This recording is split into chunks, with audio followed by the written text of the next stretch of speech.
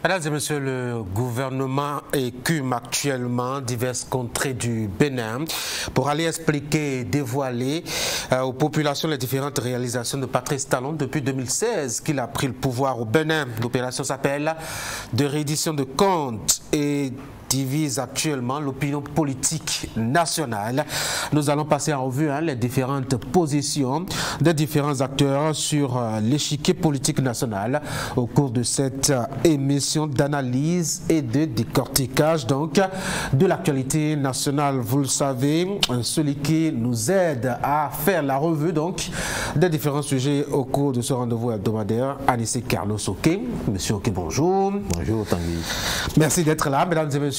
Bonjour, bienvenue à vous aussi et merci d'être au rendez-vous donc de cette émission d'analyse et d'information. En dehors de ce sujet lié à la tournée gouvernementale, on parlera d'autres actualités, notamment entre autres le déplacement de Sam Seydou Dambi à Niamey. Le ministre en charge du mine du Bénin était donc dans la capitale nigérienne dans le cadre d'un travail notamment du comité de suivi et de pilotage du pipeline liant les deux pays. Au terme des travaux, il a bien essayé de rencontrer le chef d'État actuel de la transition sur place là-bas, le général Tiani, mais il n'a pas pu. Il en a fait un compte rendu devant la presse. On va analyser tout cela. On fera aussi le point de cette campagne du gouvernement pour faire le bilan de 8 années de gestion de Patrice Talon à la tête du Bénin. On fera aussi quelques analyses à ce propos. Mais on va commencer déjà par le sujet, le principal de cette émission, et bien la tournée gouvernementale. Anissé Carlos Oké, on a bien l'impression que le gouvernement veut bien s'occuper. Ben oui, c'est une façon de dire la chose, mais en réalité, le gouvernement a besoin de se faire entendre parce que manifestement sur le terrain, le gouvernement a mauvaise presse et que les citoyens de plus en plus manifestent une certaine hostilité à l'action gouvernementale dont ils ne voient pas les résultats, dont ils n'appréhendent pas toutes les dimensions de l'action. Et donc, il était nécessaire pour le gouvernement de descendre sur le terrain, ne serait-ce que de ce point de vue-là, pour que les citoyens sachent qu'en 8 ans, il y a quand même beaucoup de choses qui ont été faites. C'était vraiment pertinent, ça. Est-ce qu'on a besoin d'aller expliquer aux populations qu'elles ont des pavés qui passent devant chez eux au nom du projet asphaltage, ou que bon, on a amélioré les services publics en matière d'accès, notamment à travers la promotion, je dois dire, du numérique, etc. On a besoin d'aller leur expliquer ça. Est-ce qu'elles ne voient pas ça déjà au quotidien? Mais il faut dire que les citoyens voient ce qui est fait, mais tous les citoyens ne voient pas tout.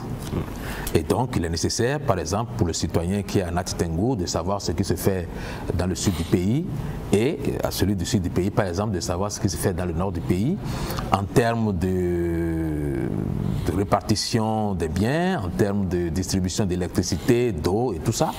Il était nécessaire de le savoir.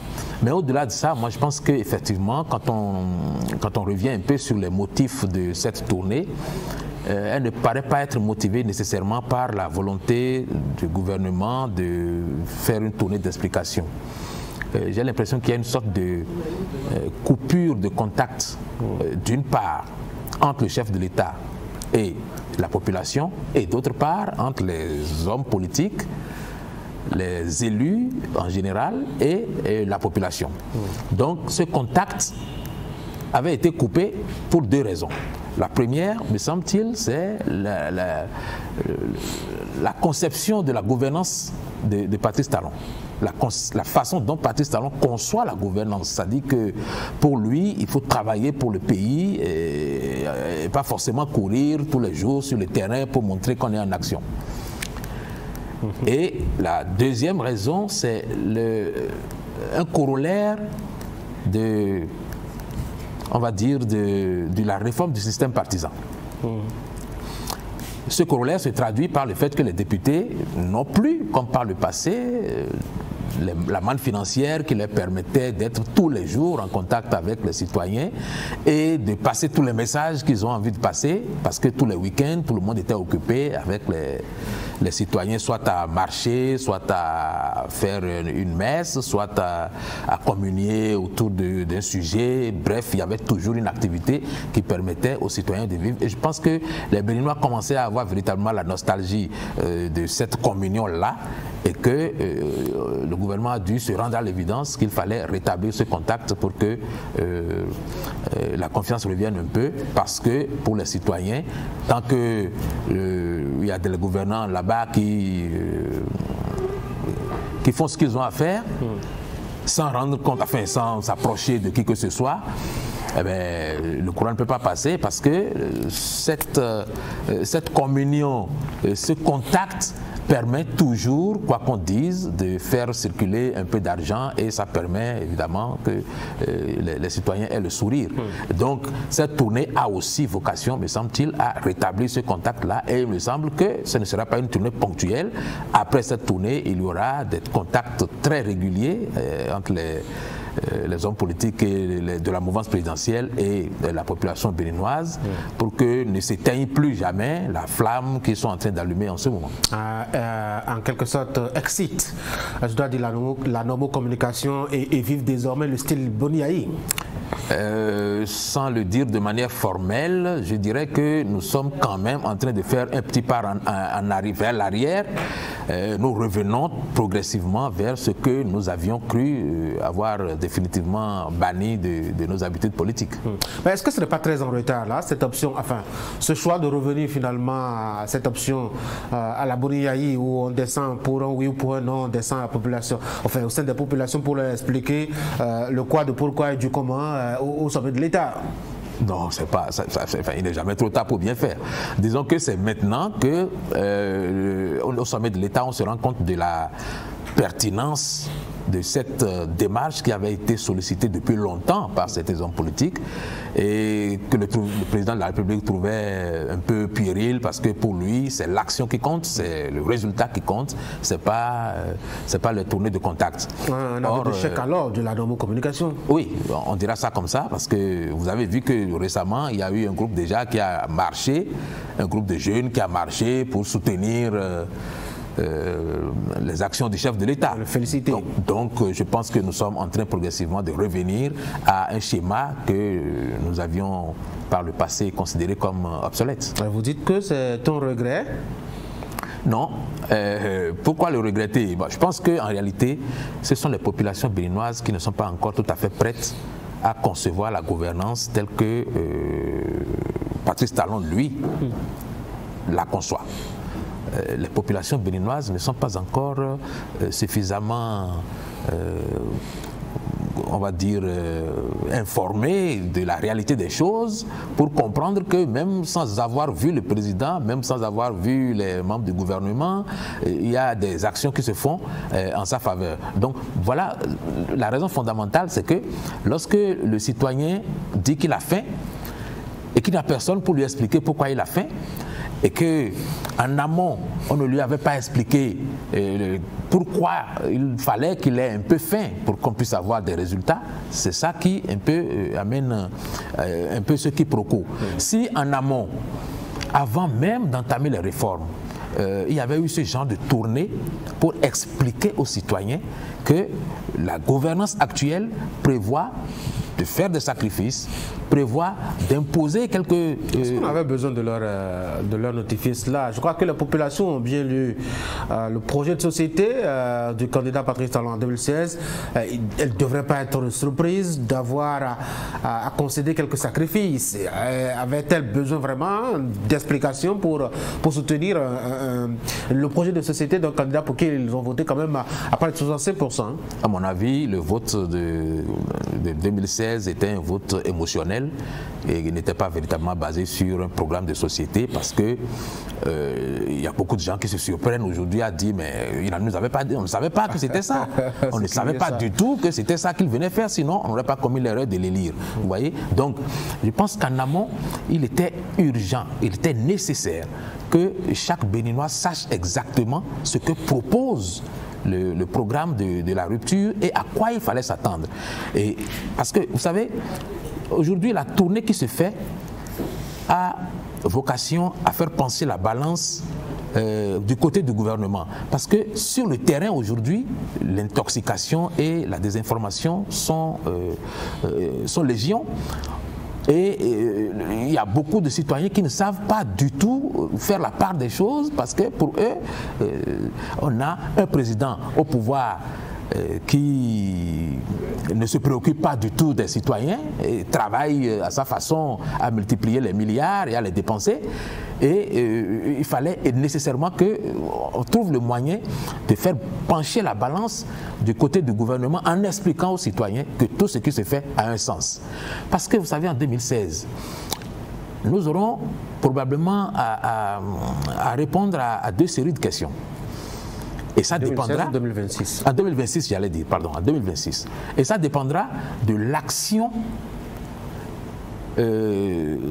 en communication du gouvernement. Ça dépend de la façon dont le gouvernement va communiquer. Parce que déjà, vous voyez bien que le gouvernement est en action, a accompli pas mal de choses et est obligé encore d'aller expliquer ces choses-là aux citoyens qui, en théorie, devraient savoir que toutes ces choses-là se font. Vous voyez? Donc ça veut dire qu'il y a un déficit de communication. Ça veut dire qu'il y a un manque d'information au niveau des citoyens. Et s'il y a ce manque d'information, c'est la désinformation qui est sur le terrain aujourd'hui. Comment on va dire, l'intoxication qui va prendre le dessus. Et en 2026, la question pourrait être, est-ce que vous avez souffert? Oui. Est-ce que vous avez fait beaucoup de sacrifices? Oui. Est-ce qu'il y a eu beaucoup de douleurs? Oui. Alors, est-ce que vous voulez continuer de vivre ça? Non. La question fondamentale serait non. Et si c'est non, c'est que le gouvernement est envoyé à ses pénates et qu'on change de conducteur et d'assistant. Par contre, si le gouvernement communique bien sur les actions qui sont menées, la question pourrait être: est-ce que vous avez souffert? Oui. Est-ce qu'il y a eu beaucoup de douleurs? Oui. Beaucoup de sacrifices? Oui. Mais est-ce que cela en valait la peine? C'est à cela, me semble-t-il, que le gouvernement amène les citoyens à répondre. Est-ce que tout cela en valait la peine? Alors si c'est oui, c'est qu'on est dans la continuité. Voilà. En tout cas, on observe de près ce que chacun des acteurs sur le terrain dit dans sa zone de prédilection, dans sa zone politique de prédilection. On a vu le ministre en charge de la diplomatie béninoise dans les environs de Porto Novo. On a bien vu d'autres à l'intérieur du pays. Il y a une sortie qui fait polémique actuellement. C'est la sortie de Modeste Kirikou, quelque part à Boukoumbe, pour estimer que toutes les réalisations de tous les présidents réunis de 1960 à 2016 n'ont pas pu égaler ce que Patrice Talon a réalisé entre 2016 et 2024. Cela a failli faire arracher les cheveux à certains, se faire arracher les cheveux à certains. Quelle est votre analyse de la polémique autour de cette affaire? Je l'analyse comme un déficit de préparation. Un déficit de préparation. On ne peut pas engager une telle campagne sans avoir au préalable peaufiné l'argumentaire. Oui, mais ils se sont retrouvés au palais des congrès à Cotonou. Ils ont échangé longuement. Ils ont convaincu le chef de l'État à aller dans ce sens. Aller dans ce sens ne suffit pas. Les éléments de langage. Les éléments de langage doivent être travaillés, peaufinés et chacun doit s'imprégner de ce qu'il faut dire et de ce qu'il ne faut pas dire. Parce que lorsque vous allez transmettre un message d'espoir et d'encouragement, lorsque vous allez transmettre un message pour susciter l'adhésion des citoyens et qu'en retour c'est de l'irritation que vous enregistrez, ça veut dire que vous avez échoué dans votre mission. Et c'est pour ça que les éléments de langage, c'était important. Et d'autre part, moi je considère que c'est une erreur de penser que parce que quelqu'un est un ministre, il sait communiquer. On peut être ministre et être un piètre communicateur. Donc moi je pense que dans cette tournée, il fallait effectivement mettre les ministres, puisque c'est d'eux qu'il s'agit, c'est une communication, une tournée gouvernementale, mais si c'est nécessaire, le ministre introduit et puis il y a quelqu'un qui est plus doué à communiquer, qui fait passer le message. Et j'ai observé que la plupart des messages ne sont pas passés en langue. Il y a eu beaucoup de messages en français, et ça donne le sentiment que ce sont des convertis qu'on est allé prêcher. C'est-à-dire que ce sont les membres des partis qui se connaissent déjà, qui se sont réunis pour écouter ce que le gouvernement fait. C'est un peu comme s'asseoir pour une sorte d'autosatisfaction. Alors que la cible, ce n'est pas les membres des partis qui sont déjà connus. La cible, ce sont les autres qui hésitent.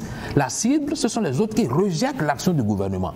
Et ceux-là ne sont pas les militants des partis de la mouvance présidentielle. Donc, la communication ne peut pas être axée sur un Français qui ne s'adresse qu'aux petits membres des bureaux communaux ou des bureaux locaux des partis politiques. Il faut aller au-delà des meetings qu'on fait aujourd'hui, il faut aller dans les hameaux, il faut aller dans nos localités différentes pour passer le message, parce qu'au-delà de la tournée gouvernementale qui est un peu plus folklorique que efficace, il faut maintenant que d'autres prennent le relais, et ceux qui prennent le relais, ce sont les élus locaux, ce sont les cadres de la localité qui, en langue locale et avec une campagne de proximité, transmettent le message qu'il faut. On a quand même des populations qui sortent, pas beaucoup en tout cas, quand on voit un peu les images que nous propose la télévision nationale, on a l'impression qu'en réalité les populations ne sont plus là. Est-ce que l'action ne vient pas vraiment en retard là? Non, l'action ne vient pas en retard. C'est pas que l'action vient en retard, c'est que les gens sont ciblés. C'est qu'il y a un certain nombre de personnes, parce que les salles dans lesquelles on opère, les salles dans lesquelles on fait les meetings sont des salles d'une certaine capacité. Donc voilà, on ne peut pas exclure les militants des partis, et ce sont ces militants-là qui viennent majoritairement, alors que lorsqu'on s'adresse à une population en général, on s'adresse plus en principe aux gens qui ont besoin de comprendre, aux gens qu'on a besoin de convaincre. Et dans le cas d'espèce, je pense que la tournée ne prend pas en compte cet aspect très important. Tournée de gaspillage d'argent? Non, à la limite, c'est une tournée qui permet au moins aux citoyens de savoir que le gouvernement renoue avec une pratique qui commençait à nous manquer. Je pense que de ce point de vue-là, ne serait-ce que de ce point de vue-là, la tournée a un sens aux yeux des citoyens.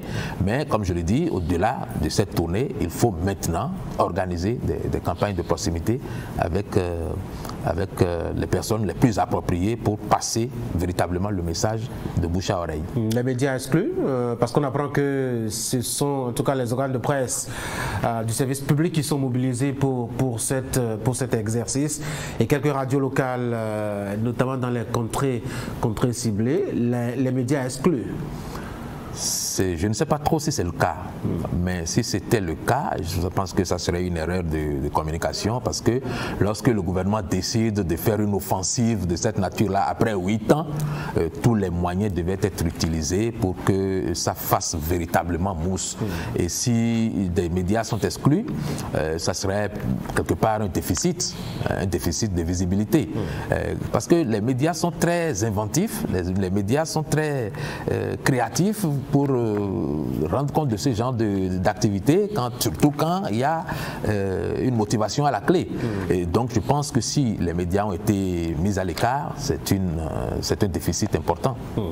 Campagne électorale déguisée en vue de 2026? On ne peut pas l'exclure.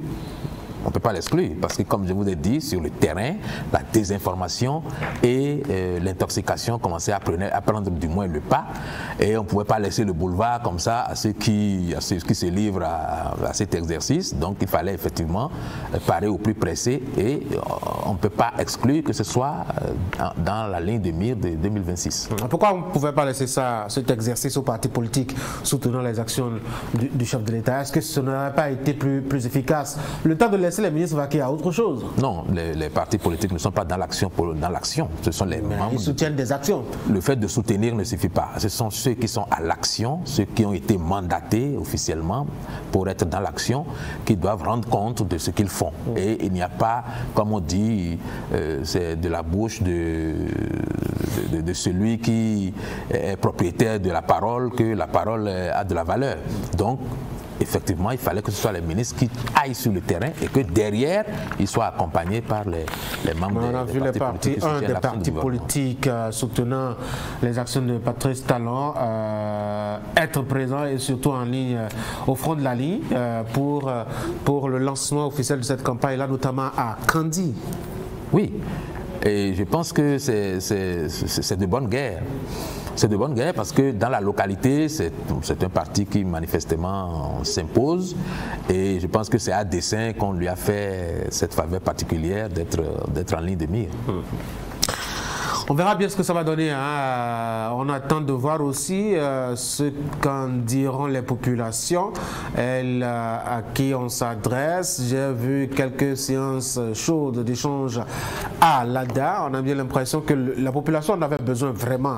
Parce que les populations, très intéressées par ce qui se dit. Les populations ont des réactions aussi. Oui, ont beaucoup de réactions qui sont enregistrées. Et ces populations, croyez-moi, c'est déjà parmi les membres des partis qui soutiennent l'action du président de la République qu'on a de telles réactions. Alors imaginez si on devait permettre à tout le monde, c'est-à-dire à tous ceux qui sont opposés à l'action du chef de l'État, de participer à des séances de ce genre-là, toutes les réactions qu'on aurait pu avoir. Eh bien, je pense que l'exercice méritait d'être lancé, d'être expérimenté pour donner au président de la République et aux membres du gouvernement la mesure des défis qui leur reste à relever du point de vue de la communication, parce que dans l'action, on ne peut pas dire qu'ils sont déficitaires, mais dans la communication, manifestement, il y a un gros déficit à combler. Est-ce que Patrice Talon n'est pas en train de faire son petit bilan de deux quinquennats à la tête du Bénin?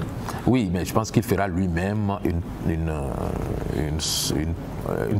tournée de reddition de comptes. Je pense, j'ai l'impression qu'il le fera.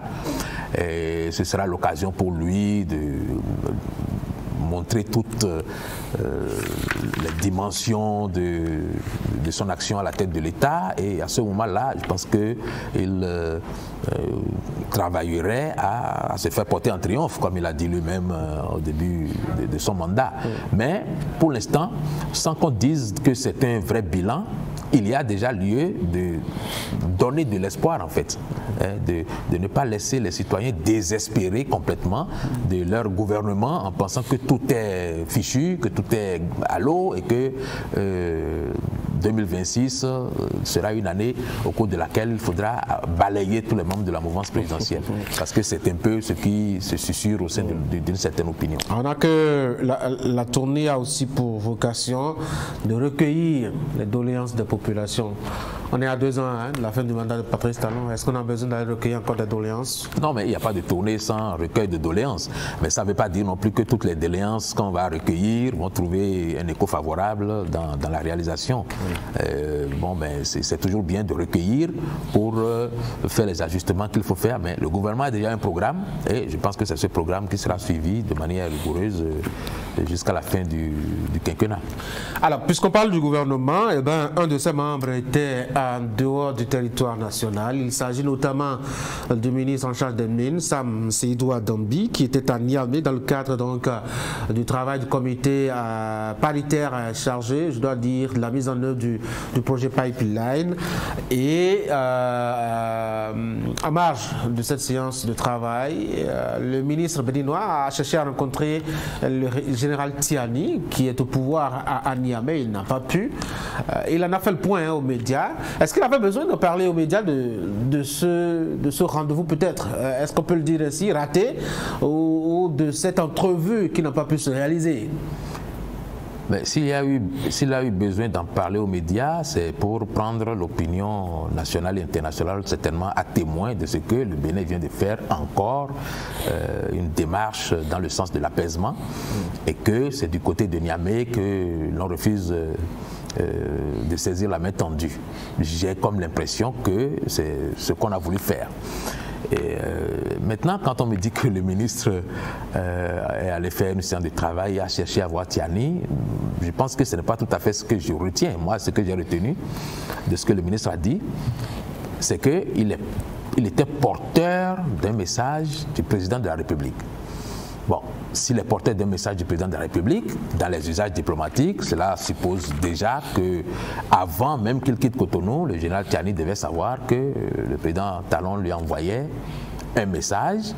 Et en théorie, ça ne se fait même pas après les travaux. C'est déjà dès qu'il arrive dans le pays qu'il qu'il va remettre ce message avant même de participer aux travaux. Il ne nous dit pas si il a essayé avant ou après, mais toujours est-il qu'il nous fait savoir que le général Tiani ne l'a pas reçu. Si c'est le cas, c'est soit que le Bénin n'a pas pris toutes les dispositions pour que ce rendez-vous soit confirmé avant d'envoyer le ministre, soit que toutes les dispositions ont été prises et que les autorités du Niger campent sur leur position de jusqu'au boutisme. Est-ce que justement ce n'est pas une façon de jeter en pâture, en griffe le général Tiani et ses collaborateurs que de venir montrer à la face du monde que c'est toujours lui qui est dans une position radicale? Est-ce que cela participe vraiment de la volonté à trouver une solution quand on sait que du côté de Cotonou, on insiste pour dire qu'on veut, par des voies diplomatiques, trouver des solutions, on veut garder la main tendue, etc. Quand on a la main tendue, est-ce qu'on a besoin d'appeler des témoins pour venir voir si l'autre n'est pas en train de prendre la main tendue? Ah oui, ça peut paraître nécessaire dans ce genre de situation parce que le monde entier a les yeux rivés et chacun observe qui essaye de se rapprocher de l'autre et qui refuse le rapprochement. Et donc, oui, il est bien possible que ce soit à cause de cette observation qui se fait partout que la démarche a été faite dans ce sens. Mais moi, je pense que, comme on dit chez nous, quand on vous appelle, quand vous faites l'honneur de vous appeler, vous acceptez d'aller d'abord répondre à l'appel et puis c'est ce qu'on vous dit après que vous pouvez refuser. Donc à mon sens, et en tenant compte du fait que dans notre tradition africaine, quand on arrive dans une maison, on se porte toujours vers le chef de la maison pour le saluer.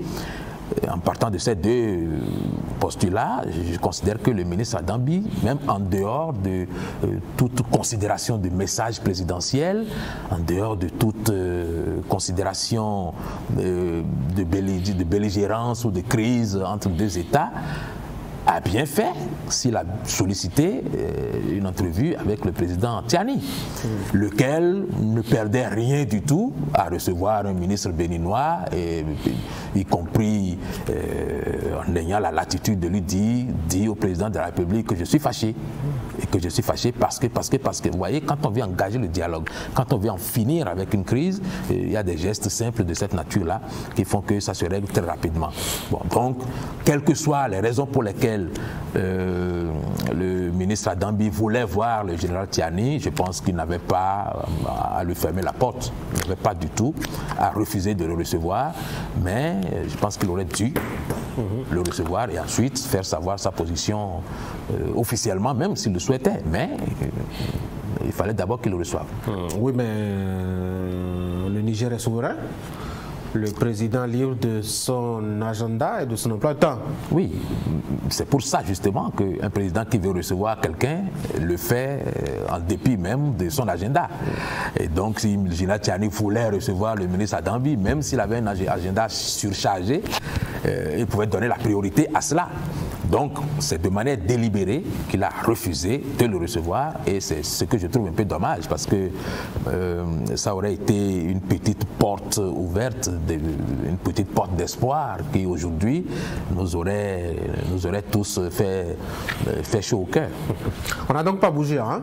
En tout cas après le départ du million de barils de pétrole pompé à Sémépodi, on n'a pas bougé visiblement. Manifestement, on n'a pas bougé et j'ai l'impression que on ne verra pas de sitôt un autre bateau chargé du pétrole au port. Oui, mais 1 million de barils de pétrole, c'est quand même pas peu, hein? Non, c'est pas peu, mais en théorie, il y a on va dire un quota qui était prévu par jour. Un rythme qui était prévu d'écoulement du pétrole et que ce rythme aujourd'hui, bon, on ne suit pas ce rythme parce qu'en réalité, tous les jours, il devait y avoir de l'activité à la station. Mais aujourd'hui, il n'y a rien du tout. Donc, on peut supposer qu'il y a déjà quelque part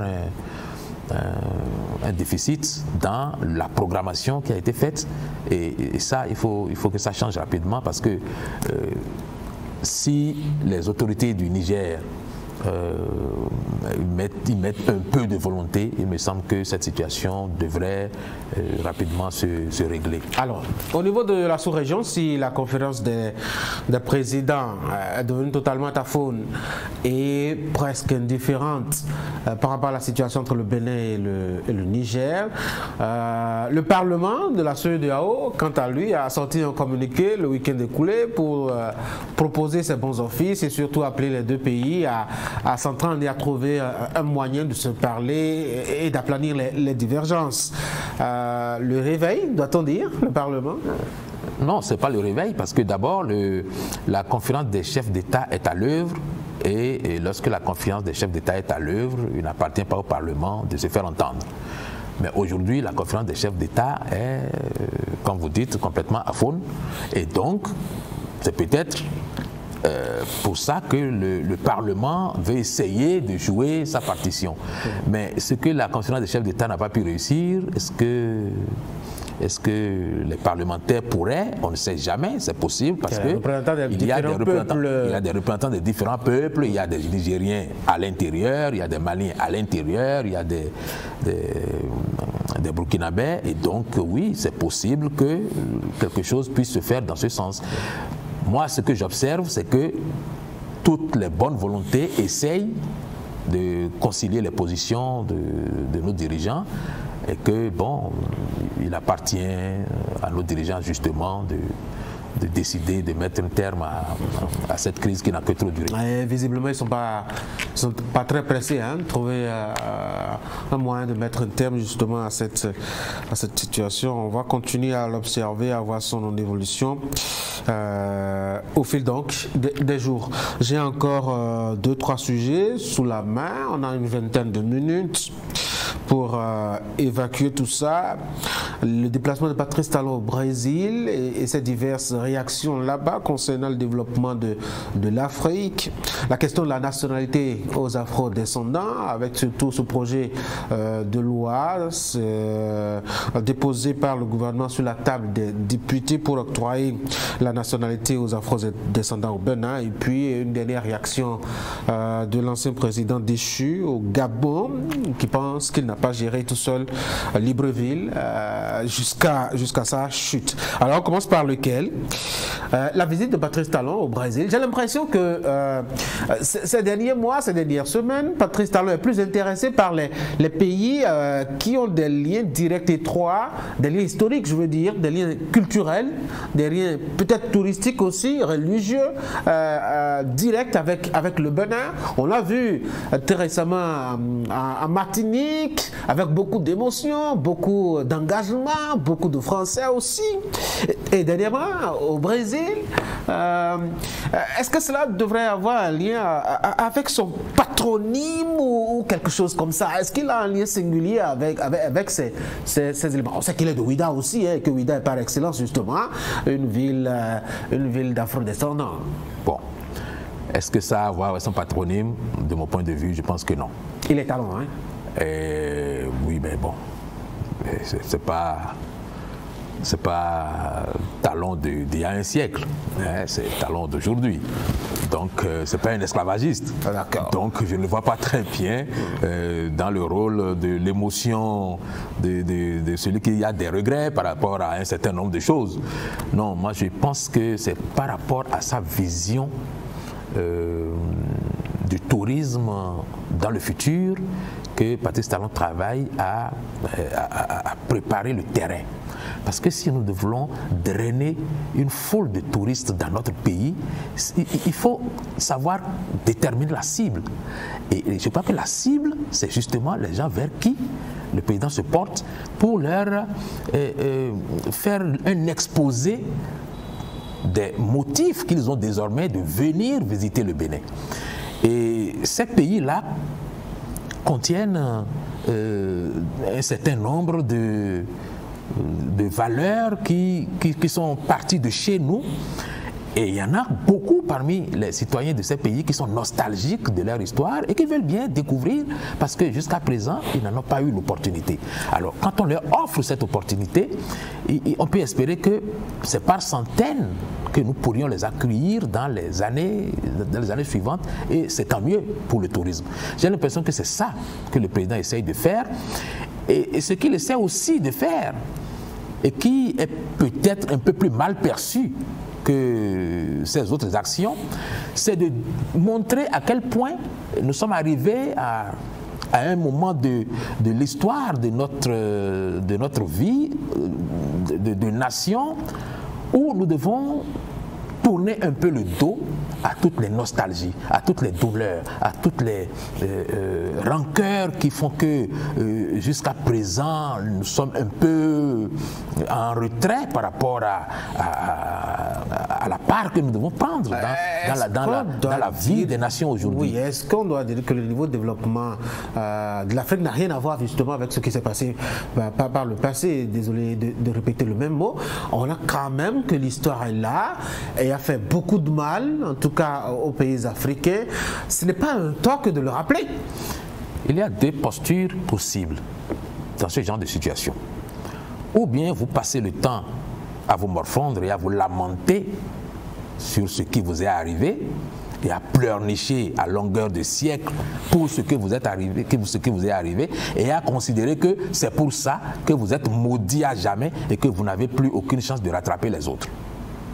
Ou alors, vous transformez toute cette douleur en une résolution très forte de travailler à surmonter tout ça pour montrer que vous êtes parti de loin, mais que vous êtes en mesure de surpasser les autres parce que la force qu'il y a désormais en vous, vous la tirez justement de ce passé douloureux. Vous voyez, quand je prends un pays comme le Rwanda, c'est un exemple qui n'est peut-être pas pertinent à certains égards.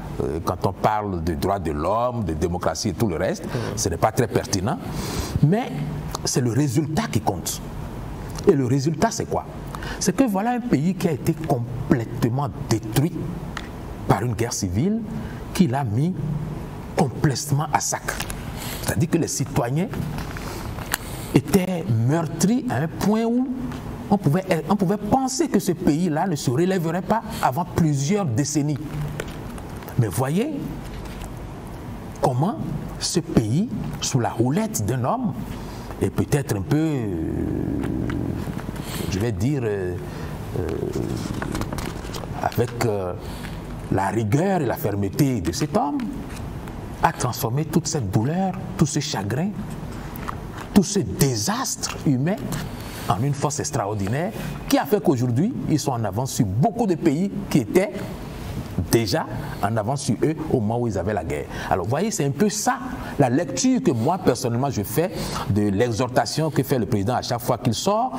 Mais justement, vous savez, il y a des organisations internationales, il y a des personnes qui sont stipendiées, qui sont rémunérées pour ressasser à longueur d'année les problèmes liés à l'esclavage, liés à la traite des nègres, liés à tout ça. Et ces personnes sont un peu choquées d'entendre dire qu'il faut oublier ça et avancer. Mais même dans la vie de tous les jours, lorsque vous perdez un conjoint, lorsque vous vivez un gros malheur, lorsque vous perdez tout un matin, mais si vous n'oubliez pas, vous ne trouvez pas la force d'avancer. Et je pense que c'est un peu cette exhortation-là, peut-être pas dit avec, peut-être pas exprimée avec les mots les plus appropriés, j'en sais rien. Peut-être pas exprimée avec le ton le plus approprié, je n'en sais rien. Mais moi, la compréhension que j'ai de tout ça, c'est que nous devons transformer toute cette douleur en une grande force et avancer résolument, sans donner le sentiment de faiblir parce que nous avons subi par le passé des problèmes de cette nature. Est-ce qu'il avait besoin de rappeler qu'il n'était pas venu au Brésil, qu'il n'est pas venu au Brésil pour demander de l'aide? Non. Non, mais Patrice Talon, il est Patrice Talon. Et le Brésil n'est pas le seul pays dans lequel il le dit. Il avait déjà dit dans un pays scandinave. que le Bénin n'est pas venu pour commander, le Bénin n'est pas venu pour demander de l'aide. Regardez-nous, bientôt vous aurez de bonnes raisons de venir collaborer avec nous. C'est un discours révolutionnaire, mais ça dépend de celui qui juge de la pertinence de ce discours. Il y en a qui vont penser que c'est un président trop prétentieux, c'est un président trop imbu de sa personne. Évidemment, quand on a envie de, je vais dire, d'accuser son chien, enfin de tuer son chien, on l'accuse de rage.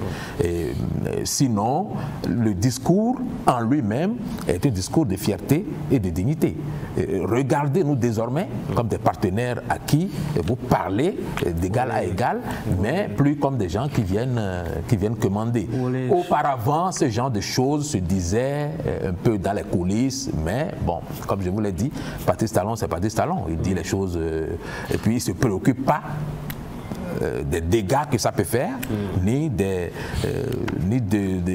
pertes, comment on va dire, des pertes de crédit politique que ça peut engendrer. Donc voilà, il est un peu comme ça parce que oui, il ne met pas la politique, il met pas la politique au premier rang de ses préoccupations. C'est ce que j'observe en tout cas. Oui, mais le tigre ne proclame pas sa tigritude, a signé Wole Soyinka depuis des décennies auparavant. Si on veut être un pays sérieux, on n'a pas besoin de le rappeler tout le temps à ceux à qui on rend visite. On a besoin juste de poser des pas afin de les amener à remarquer par eux-mêmes. Ce que je voudrais surtout que nous puissions faire, c'est aller faire un sondage dans ces pays-là pour voir si ce que le président a dit a choqué ou si ça a vraiment entraîné une sorte d'admiration pour notre pays. Si nous pouvions le faire, je pense que le débat serait tranché plutôt que bon, de spéculer là-dessus sur le plateau de télévision. On a parlé en tout cas de cette visite du Brésil. Et ce qui, moi, m'a marqué surtout, c'est l'attitude, le comportement du chef de l'État pendant la visite.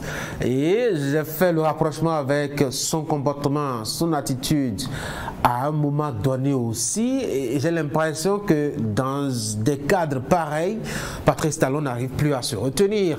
Alors, retour en arrière, pendant les Vundundes, Patrice Talon assis à même le sol, à même pavé, Patrice Talon un genou à terre devant un Egungun, Patrice Talon qui dit Mojubao, etc.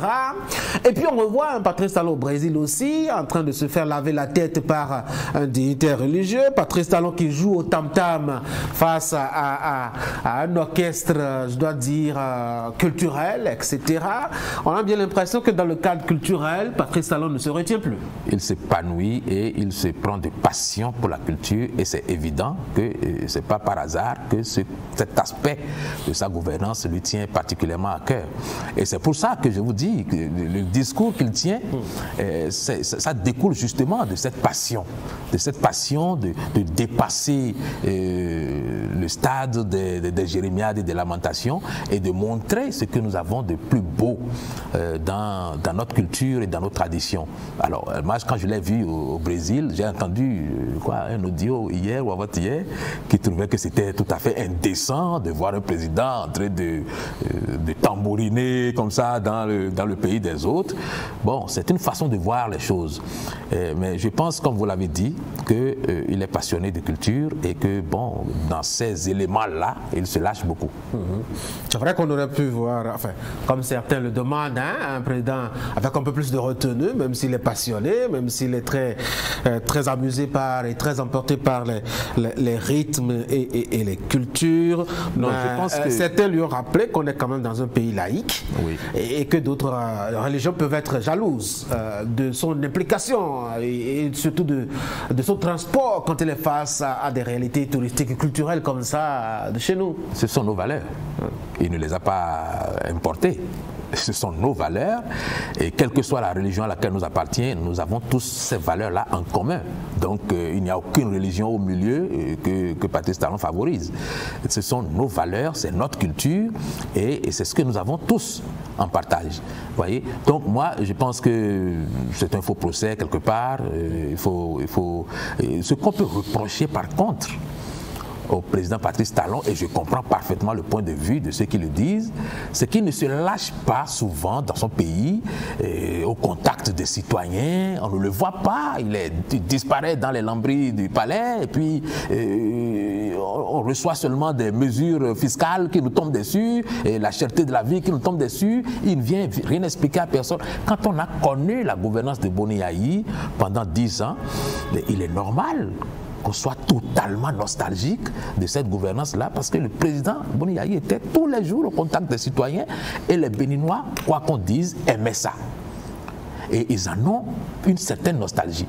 Et je pense que le président Patrice Talon devrait en tirer les conséquences et trouver un juste milieu pour faire ce qu'il fait, mais ne pas oublier non plus que les citoyens ont besoin de son contact, ont besoin de le voir, ont besoin de l'entendre, ont besoin de converser avec lui, de communier avec lui. Le président travaille beaucoup, il est très occupé. Il est très occupé, j'en conviens, mais ça fait partie de ses charges de trouver le moyen de communier avec la population béninoise, parce que c'est ce que demande les Béninois et qui, aujourd'hui, nécessitent cette tournée gouvernementale. Alors, on a vu Patrice Talon, hein, je l'ai dit tout à l'heure, proposer, sinon annoncer un projet destiné à faciliter l'accès à la nationalité béninoise aux afro-descendants.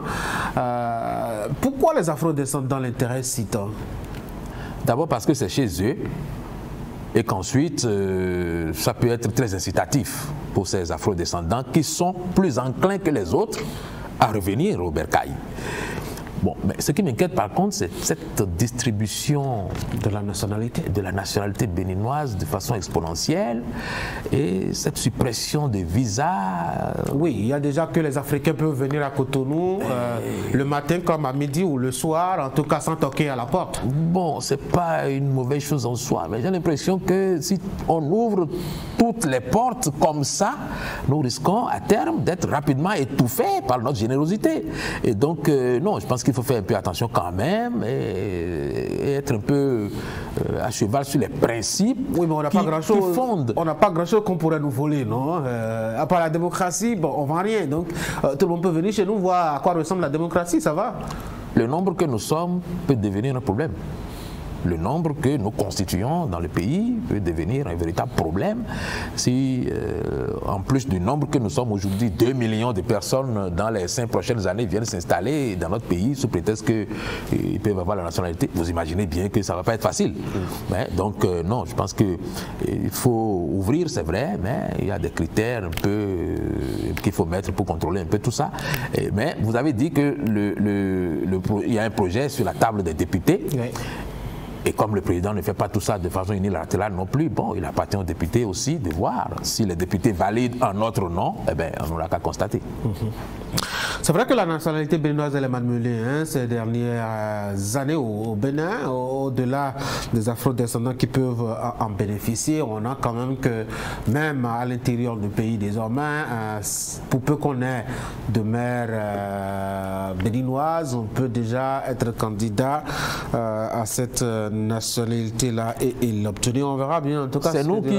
Oui, enfin, je le dis, tout ce que je le disais par rapport au fait que autour de nous, les autres sont plutôt en train de durcir les conditions. Ouais. Pour être candidat à l'élection présidentielle dans certains pays, il faut être de pair, il faut avoir la nationalité de père et de mère. Vous voyez? Donc, et nous, pendant ce temps, nous ouvrons les vannes et nous permettons à tout le monde de venir.